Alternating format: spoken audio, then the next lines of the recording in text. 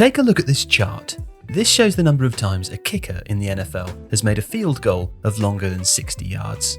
Tom Dempsey was the first to make a 60-yard field goal back in 1970 for the New Orleans Saints. His record for the longest field goal in NFL history stood for about 43 years. Interestingly, since that kick, there have only been 42 field goals of 60 yards or more, so you'd be forgiven for thinking that they are relatively rare. However, over 50% of those field goals have happened since the 2020 season. You see, NFL kickers are kicking the ball today further than they ever have before. In a Jaguars pre-season opener in August 2025, Cam Little even hit a 70-yard field goal. So why is this happening, and will the distance keep growing?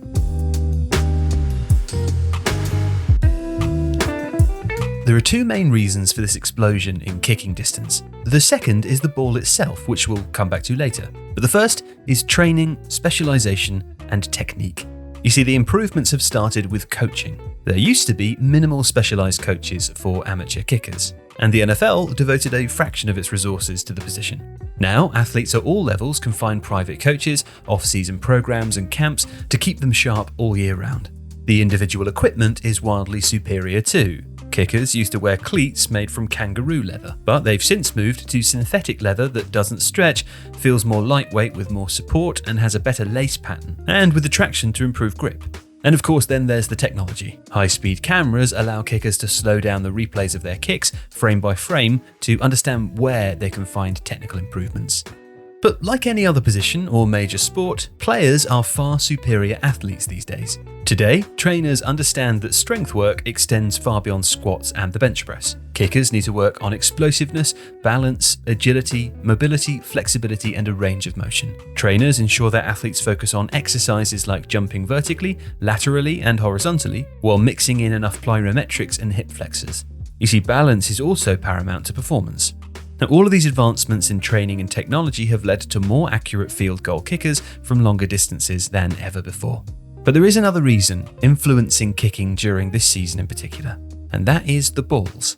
You see, this off-season, the NFL made a largely unheralded rule change that allows kickers, punters, and long snappers to keep footballs with them throughout the practice week and use those they prefer in the game. Whereas previously, game officials presented new footballs to special team units 30 minutes to an hour before kickoff, and ball boys frantically went to work on the leather to make the football friendlier to kick and grip for the specialists. The upshot? Well, it's drastically changed the game, said Vic Fangio, a longtime defensive coach. So here's how it works and why it matters. Before the start of the season, the NFL sent each team 60 footballs with a K stamp, from which they can choose 3 balls to use for as many as 3 games each. Time-sensitive work that used to be done by ball boys for specialists right before games now unfolds throughout the week. The idea is not only to break in the leather of the new football, but to make the kicker's foot as familiar with the football as possible. Specialists will now snap and kick the balls they want to use in that week's game, generally between 75 and 100 times, instead of only getting a few kicks with a cold ball during pre-game warm-ups. Carolina Panthers player JJ Jansen compared it to the process a baseball player goes through with their glove. A baseball player works with their glove, softening the leather, forming it and shaping it until, quote, it becomes kind of a part of their hand, Jansen said. On game days, 12 primary footballs, 12 backups and 3 K-balls are inspected by officials before kickoff, according to the NFL rulebook. If a ball is deemed to be in violation of the league's parameters, if it's too obviously a different shape or weight or it's wet for example, it's discarded and the team is subject to typical penalties such as fines, as Pro Football Talk reported. Any chosen football must be retired after a maximum of 3 games. The balls are marked with a sticker by officials to note how many times they've been used, and if the sticker is removed or accidentally falls off, that ball can no longer be used.